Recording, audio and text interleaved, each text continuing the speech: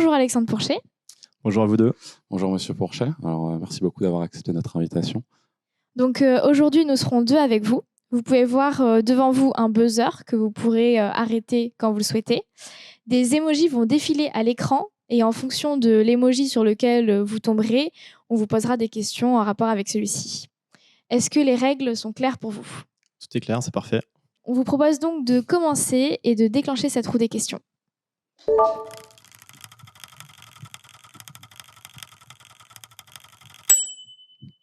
Alors, le premier emoji, une écriture, en tout cas quelqu'un en train d'écrire. Parlez-nous un peu de vous, parlez-nous un peu de votre cursus. Vaste question, mais qui êtes-vous, Monsieur Pourchet? C'est une grande question, effectivement. Écoutez, je suis parti relativement jeune de la maison. Je devais avoir 18-19 ans pour une aventure écossaise, faire un bachelor à Édimbourg en management avec déjà une orientation finance. Une belle expérience qui m'a permis de découvrir aussi une autre façon de suivre des cours, de suivre l'enseignement, une autre culture également, apprendre l'anglais. Ça allait être très important pour la suite. Après, je suis revenu en France 2 années à Paris-Dauphine où j'ai fait un double master en finance et puis en stratégie. Et très rapidement, je me suis intéressé à la banque d'affaires, aux fusions-acquisitions et j'ai été amené à travailler en Amérique du Nord, au Royaume-Uni. Et puis, sur la fin du parcours, j'ai un peu changé d'industrie parce que j'étais en régulation financière et j'ai travaillé pour une institution européenne qui s'appelle European Banking Authority, qui est chargée de la régulation prudentielle des grandes institutions bancaires et financières européennes. Et depuis maintenant 6-7 ans, au sein des écoles et au sein d'Audencia comme directeur du programme Grande École. Vous dites que vous êtes parti tôt en Écosse après le bac. Vous avez toujours eu ce goût pour l'aventure? L'aventure, oui, certainement. Sur le moment, je m'en suis peut-être pas vraiment rendu compte. En tout cas, je me suis lancé dans cette aventure.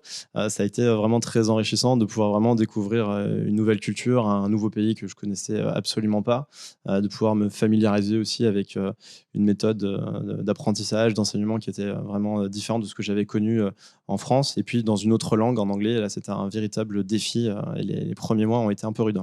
Vous vouliez déjà incarner la devise Never Stop Daring, C'est finalement. un peu ça. Pourquoi Audencia? Audencia, ce qui m'a tout de suite plu quand j'ai fait les premiers entretiens avec Nicolas, avec Claude, c'est un feeling qui est passé très rapidement. J'ai senti également une très belle école en termes de valeurs, la manière dont ils parlaient d'Audencia, ça donnait envie de pouvoir travailler avec eux. Il y a de très beaux projets également liés au plan stratégique à Écosse 2025, autour de la transition écologique et sociale avec Gaïa. Donc je me suis très rapidement senti comme finalement un salarié d'Audencia et avoir cette envie de pouvoir contribuer à ces beaux projets et de pouvoir aussi être acteur de cette transformation d'Audencia et des projets qui vont nous impacter dès à présent et dans le futur. Vous vous êtes senti chez vous au final, à Audencia? Assez rapidement, ça ressemblait déjà à une famille et c'est vrai que c'est un aspect qui m'intéressait. En tout cas, il y a une proximité et une volonté de l'ensemble du personnel de l'école de travailler pour le bien d'Audencia, pour nos étudiants et une volonté de m'inscrire aussi dans cette dynamique. Merci pour ces éléments de réponse. On va vous inviter à appuyer sur le buzzer quand vous le souhaitez.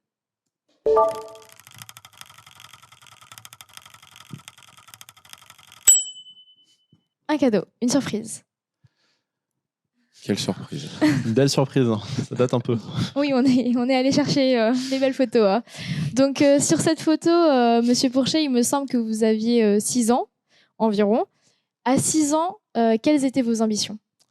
À 6 ans, j'avais déjà envie de faire de la finance. Ça peut vous faire sourire, mais c'était le cas. J'avais un grand-père qui travaillait dans le domaine et qui recevait, je crois que c'était le Figaro économique. Alors, je descendais chez lui et je lisais aussi à l'époque.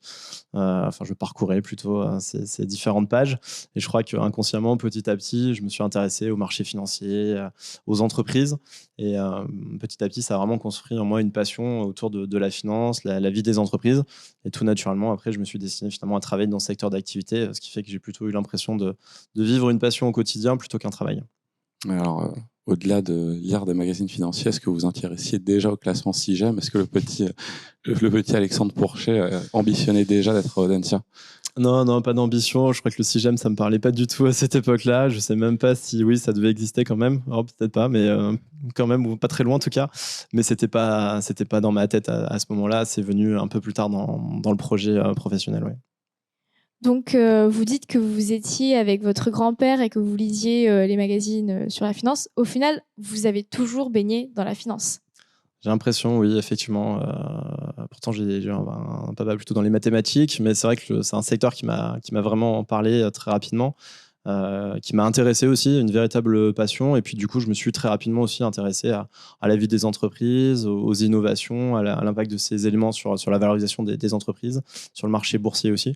Et puis, l'actualité des 30 dernières années a été plutôt riche avec des crises. Donc, c'est vrai que c'était assez passionnant aussi de pouvoir observer tout ça et de voir comment nos grandes institutions pouvaient y répondre. Alors du coup, dans ce cas-là, je vous invite à réappuyer une nouvelle fois sur le buzzer.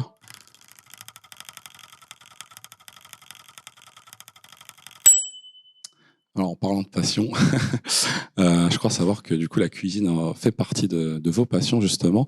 Est-ce que vous avez un plat préféré à nous donner aujourd'hui? Un plat préféré, ça va être compliqué, mais en tout cas, j'aime beaucoup la gastronomie française dans son ensemble. C'est vrai que la Bourgogne, ça a été une région un peu coup de cœur pour ça. La gastronomie italienne aussi, donc c'est vrai que j'aime bien manger. En tout cas, préparer de bons plats aussi, c'est quelque chose qui me plaît et qui m'occupe pas mal les week-ends, effectivement. Oui, en parlant de bons plats, on a cru comprendre que le poulet au vin jaune, au mori, était un de vos plats préférés. Donc très, très original. Très original et effectivement, j'en ai cuisiné il n'y a pas si longtemps que ça, 15 jours, 3 semaines. Ok. En parlant des plats, est-ce que vous avez un conseil pour accompagner vos plats? Un bon verre de vin, on est en France, c'est normal. Donc, amateur d'œnologie. Amateur de vin, de whisky, spiritueux, rhum aussi, je collectionne pas mal. C'est quelque chose que j'ai démarré un peu plus sur le tard, mais qui m'intéresse particulièrement, même de comprendre la production, la fabrication. Il y a tellement de diversité dans les différents pays que c'est très intéressant et passionnant. Ouais. Je peux que vous suivre là-dessus. Alors, j'imagine que du coup, vous êtes au courant de l'existence d'une certaine association au sein d'Audencia, puisqu'on parlait d'œnologie. Je pense que vous feriez un parfait membre du banquet. Oui, on vous attend de pied ferme au banquet et on a hâte de vous voir à nos nombreux événements. D'où vient cette passion pour la gastronomie? Je pense de mes parents, j'ai le souvenir de mes parents qui cuisinaient beaucoup. J'ai observé, et puis le fait de partir tôt de la maison aussi à 18 ans, très rapidement, il faut se mettre à cuisiner. Le plat de pâtes avec la sauce tomate, ça va un temps, mais on a envie de changer, de varier un peu. 8 ans de plat de pâtes. C'est ça, ça peut être un peu long. Donc très rapidement, je m'y suis intéressé. J'ai acheté un premier bouquin de cuisine, et puis je me suis découvert un peu une nouvelle passion, et c'était pas sur le moment inné. En tout cas, j'aurais pas projeté cela, quoi. Eh bien, merci pour ces éléments de réponse. On va vous inviter à appuyer sur le buzzer.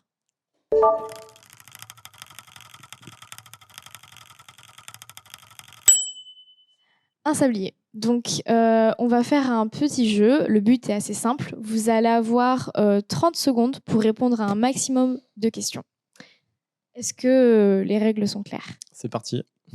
Alors, finance ou marketing? Finance. Gaïa ou management? Gaïa. Ski alpin ou course à pied? Ski alpin. Électro ou pop? Électro.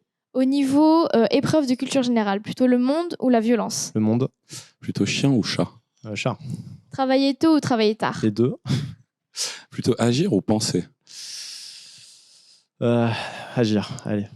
Nantes ou Paris? Pareil. Thé ou café? Café. Film ou série? Film. Eh ben, merci beaucoup d'avoir joué avec nous. C'était un très beau résultat. Ok, alors bon, du coup, on peut passer à la prochaine thématique. Du coup, vous allez pouvoir appuyer sur le buzzer. On va lancer une nouvelle thématique, du coup, sur le futur global.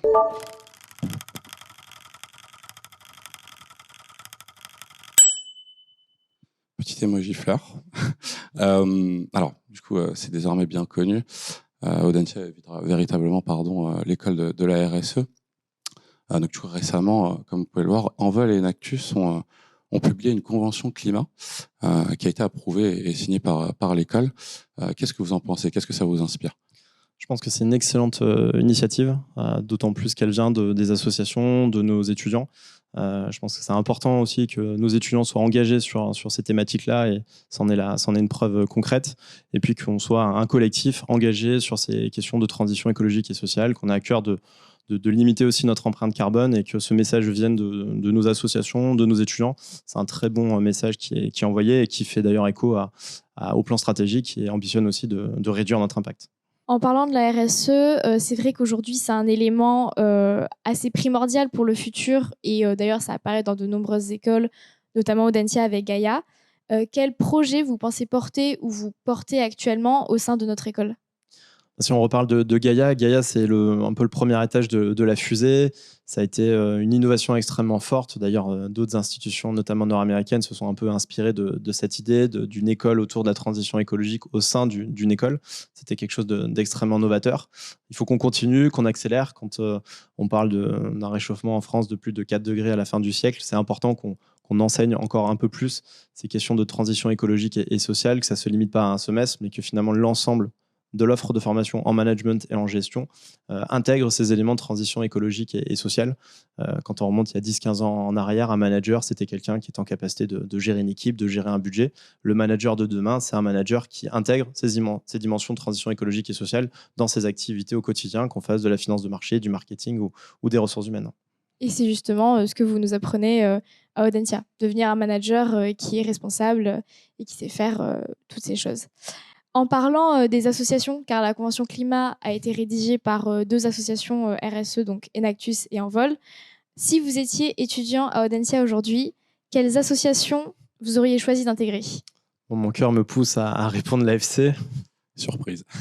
Donc l'AFC, est-ce que vous pouvez nous dire qu'est-ce que c'est concrètement? Bon, c'est l'association de finance, Audencia Financial Club, où ces étudiants se préparent aussi à travailler dans le secteur financier, font des compétitions, des simulations autour de ce qu'ils connaîtront très rapidement en entreprise et en banque. Alors c'est vrai que c'est un peu l'assaut coup de cœur du fait de mon parcours. Moi, il y a une autre association qui me plaît énormément à Audencia, c'est Isegoria, avec l'ensemble des débats, des interviews, des débats oratoires également qui sont organisés par cette association. Il y a plein d'enjeux autour de l'éthique, de l'intelligence artificielle. C'est absolument passionnant. Et c'est vrai que s'investir dans cet assaut en tant qu'étudiant, ça m'aurait bien plu aussi à l'époque. On a rapidement évoqué le ski alpin tout à l'heure. J'imagine que le triathlon, vu que vous êtes un grand sportif aussi, j'imagine que le triathlon ferait partie de cette shortlist-là. Pardon. Alors pour y participer, ça c'est clair. D'ailleurs, rendez-vous en septembre, j'y participe. On a hâte de vous voir courir ou nager. Plutôt courir. La natation, je laisse ça à d'autres personnes. Mais effectivement, l'association, et c'est bluffant quand j'ai découvert l'organisation, de savoir qu'il y a uniquement des étudiants qui sont au pilotage de cette association, de cet événement. Il y a un travail qui est vraiment formidable et il faut le souligner, puis vous féliciter pour l'excellent travail qui est réalisé pour cet événement européen maintenant. Donc merci pour ces éléments de réponse. On vous invite à relancer le buzzer quand vous le souhaitez.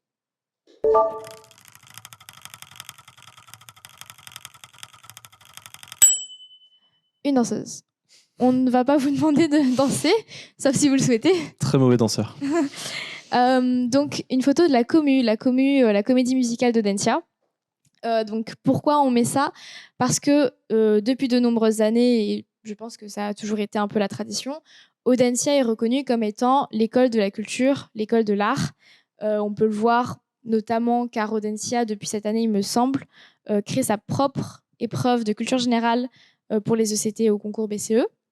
Donc, est-ce que vous pouvez nous parler de ces offres artistiques et culturelles en termes d'offres pédagogiques et académiques? La culture et les humanités, c'est vraiment dans l'ADN de l'école. Ça fait partie de l'ADN de l'école, du programme Grande École, et ça va être déployé d'ailleurs sur l'ensemble des années du programme Grande École. Ça démarre dès la première année, l'année de pré-master. Vous avez un catalogue de cours transversaux, de parcours dans cette thématique-là, pour vous permettre de continuer à creuser des thématiques qui vous en passionner en classe prépa, peut-être de vous challenger également sur de nouvelles thématiques. Je pense à l'histoire de l'art, au cinéma, à la philosophie, philo du management, en géopolitique. Il y a beaucoup de choses qui s'offrent à vous. Cette possibilité aussi de poursuivre dans cette direction en Master 1, notamment avec des parcours. On a l'École du Louvre qui est un partenaire de l'école qui vous permet de partir un semestre. On a des universités partenaires à l'international. Je pense à la New York Film Academy pour ceux qui sont passionnés du cinéma et qui ont envie de travailler plus tard dans cette industrie. C'est un échange qui est magnifique. On a parlé tout à l'heure de gastronomie. D'autres sont passionnés par la gastronomie italienne. Un très bel échange également à Florence en Italie. Et en dernière année, vous pouvez continuer à creuser cette dimension avec l'offre de MSI en culture ou en double diplôme à l'international. Je pense notamment à Boston University qui a un très beau double diplôme sur le financement et l'évaluation de l'art dans sa globalité. Si je pouvais rebondir sur ce que vous venez de dire, comment est-ce que vous appréhendez le fait que Du coup, Audencia, comme on l'a dit, est véritablement l'école de la culture, notamment de par le fait qu'elle est implantée dans des métropoles à forte dimension culturelle comme Nantes et Paris, entre autres. Est-ce que c'est quelque chose sur lequel vous essayez de mettre l'accent pour dénicher de nouveaux talents, notamment? Oui, complètement. On a vraiment deux belles implantations, que ce soit sur Nantes ou sur Paris. Ça nous permet vraiment de capitaliser aussi sur tout ce qui se passe autour de la culture, des humanités, et de pouvoir travailler, d'enrichir aussi l'offre de programmes, d'expériences étudiantes autour de ces dimensions. Et c'est d'ailleurs des projets qu'on va pouvoir mener pour le futur très proche, de continuer à développer cette offre et de créer des programmes qui soient différenciants en capitalisant sur notre territoire qui est très riche. Je vous rejoins sur la culture. Parfait. Alors, du coup, si vous voulez bien, je vous inviterai à réappuyer sur ce buzzer une fois de plus.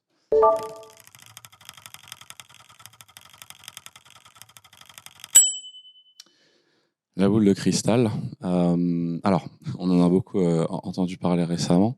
On peut le voir à l'écran. Du coup, le nouveau campus de Paris qui va ouvrir incessamment sous peu. Moi, la question du coup que j'ai pour vous, c'est est-ce qu'on pourrait considérer que du coup cette prochaine ouverture pourrait être finalement une première brique finalement dans la vision globale à long terme pour Audencia? En tout cas, ça va y répondre. C'est un des enjeux, un des axes stratégiques du plan de l'école, hein, École Écosse 2025. L'idée était effectivement de pouvoir se doter d'un grand campus sur Paris, notamment pour pouvoir y déployer l'offre en alternance, l'offre des Master of Science également, qui va être extrêmement riche sur le bassin parisien, de pouvoir bénéficier, on parlait de la culture, mais c'est vrai dans d'autres industries également, de cet écosystème d'affaires parisien qui est extrêmement riche. Et c'est un hub également très important à l'international, donc pour faire venir des étudiants internationaux également. C'est vrai que l'attractivité de Paris parle d'elle-même et ça va nous permettre également de continuer à déployer l'offre de formation d'Audencia sur ce beau campus parisien de plus de 7000 m². Et les photos font envie. On a hâte de voir l'ouverture de ce très beau campus. Donc, on comprend bien qu'aujourd'hui, Audencia est en pleine extension. Et d'ailleurs, vous nous avez parlé à la question précédente de plein de partenariats avec Oxford, Harvard, New York, etc. On sait qu'Audencia a cette vision, cette envie en fait de pousser ses étudiants à aller à l'international, à prendre toutes les opportunités possibles. Qu'est-ce que vous pouvez nous dire par rapport à ces partenariats, à l'offre que vous offrez à l'international pour tous les élèves? Quand on regarde le portefeuille, aujourd'hui, Audencia, c'est 220, 225 partenaires à l'international. Alors, si on les place sur une map monde, ça fait très joli. Mais derrière, il y a une vraie volonté pédagogique qui est de pouvoir vous offrir une expérience immersive à l'international. Et quand je dis immersive, c'est que vous partiez par petits groupes, 2, 3, 4 grands maximum au sein de ces différentes institutions partenaires et que vous ayez une véritable expérience de l'international. Ça fera toute la différence quand vous allez revenir dans l'apprentissage notamment de l'anglais, dans la découverte d'une autre institution, d'une autre culture. Donc on souhaite que vous ayez cette expérience qui soit très forte, de pouvoir vous permettre de vivre cette expérience en management. On a de très beaux partenaires. On a parlé tout à l'heure des États-Unis, en Berkeley, UCLA, Bocconi en finance en Europe. Mais c'est aussi l'occasion pour un certain nombre d'entre vous d'aller faire un semestre un peu en hybridation des compétences, d'aller se challenger sur un autre domaine. Et quand on regarde un peu l'offre de programmes et d'institutions qui sont partenaires de l'école, qu'on fasse de la gastronomie en Italie, c'est possible, de la géopolitique ou de la science politique aux États-Unis, c'est tout à fait possible. Bref, il y a beaucoup de possibilités qui s'offrent à vous en fonction de votre projet, de vos envies et des challenges que vous avez un petit peu envie de vous fixer. Et on travaille dans cette idée de toujours vous créer de la valeur supplémentaire pour nos étudiants. Un peu comme faire de la finance en Écosse, un peu comme vous. C'est un peu ça. Merci. Merci beaucoup. On vous invite une dernière fois à appuyer sur le buzzer.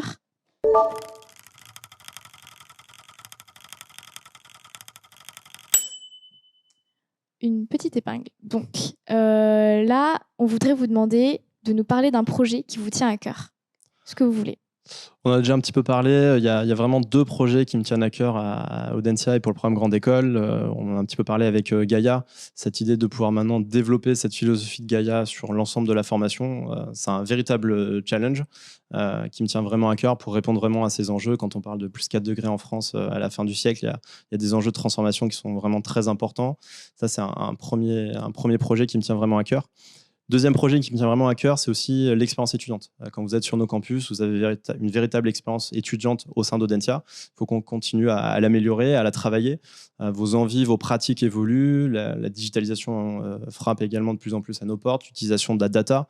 pouvoir vous accompagner également dans votre projet, d'utiliser projet professionnel et d'utiliser tous ces éléments-là pour renforcer cette expérience. Ça me semble un point qui est capital, un enjeu fort de transformation également pour l'école. Donc, ce sont des projets qui vont m'animer sur les prochaines années. Je pense que nous, en tant qu'étudiants, on peut vraiment témoigner qu'à Audencia, on a vraiment beaucoup de belles opportunités, que ce soit en termes académiques ou même associatifs. On a un grand panel de choix. On s'épanouit quand même bien dans cette école. Pas à plaindre, non, clairement pas. Je suis content de l'apprendre et de l'entendre surtout. Super.